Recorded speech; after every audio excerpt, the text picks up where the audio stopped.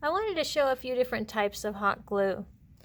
So I mentioned in another video that I always like to use a little mini low temp glue gun. And one of the reasons is because at the dollar store I can find the glue sticks that go into these. You cannot find the larger size, so why not just stick to a small glue gun? It works fine and it does anything that you'd need the larger glue gun to do.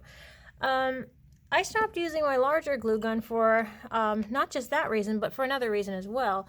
And that is because this one's cold, so I can touch it here on the nozzle. But you can see all this glue on here, and this is because it drips really badly. And a lot of the large ones do. There's just residue of glue all over it, so evidence that this one's a really drippy glue gun. But it's not just that it gets messy, because who cares really if you're doing crafts? It doesn't matter if you get glue on it. But what I don't like about it is it's actually dangerous, because it will just drip sporadically out of the nozzle while you're working with it. So if you're not careful, and I speak from experience, you'd have your hand down while you're working on a project, hold the glue gun up for a second, and then next thing you know, you're getting a drop of hot glue right there on your skin, and you can't really do anything about it because it's burning you, and you don't want to grab it and take it off of you because it's hot. So I stopped using these a little while ago and just switched to my small one, because it never has done that to me.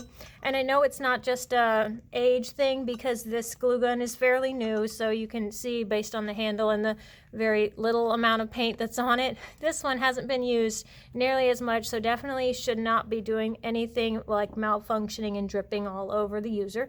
So this one has to go. But anytime I did have glue that dripped out of the glue gun, it would fall onto my silicone mat. And I used to pick up the pieces every once in a while and just grab them off the mat, toss them in the trash, because they'd mess up my area and I don't have a flat surface to work on anymore. But then I remembered a neat little tool that I saw years ago for the first time. A floral designer that I knew used to use a glue pot, because floral designers take a lot of things and dip in hot glue and need to have it handy and ready to go.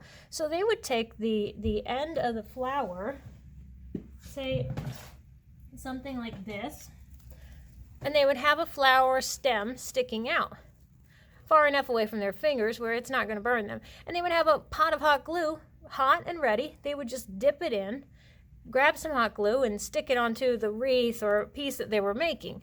And it was a nifty little tool that I thought, if you're doing anything on a large scale like that, where you're having to glue larger pieces and you don't want to have to keep picking up the glue gun, squeezing the trigger, setting it down, picking it up, setting it down, and that's starting to drive you crazy, this is a neat little thing to invest in. And I only spent about $5 on this one.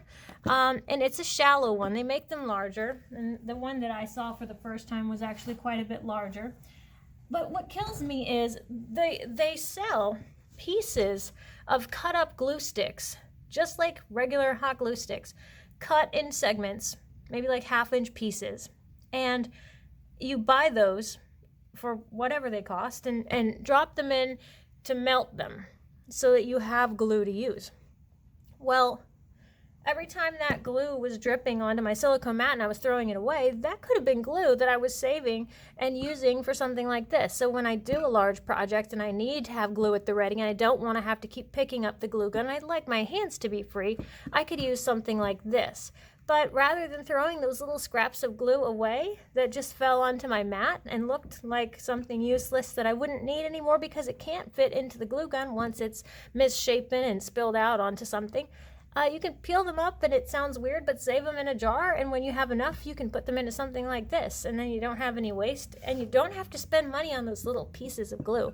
I brought out these to show because I don't know where they came from, but somehow these were given to our craft studio a while ago, and if you can tell by the way I'm rotating it, and I'll show the other angle, they're an odd shape.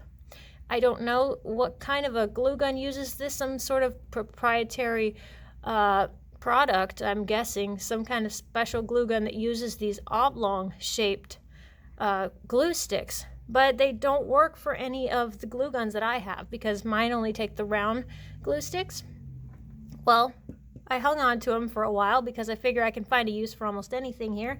And I'm glad I did, because I could potentially take some wire cutters and just chop this up into small segments, and I could use it into the glue pot here to melt it so I can have some place to dip when I'm doing a larger project. So if you find some odd size or odd shape glue stick that you think is useless, just hang on to it, because you could use it in something like this and save yourself a ton of time and money.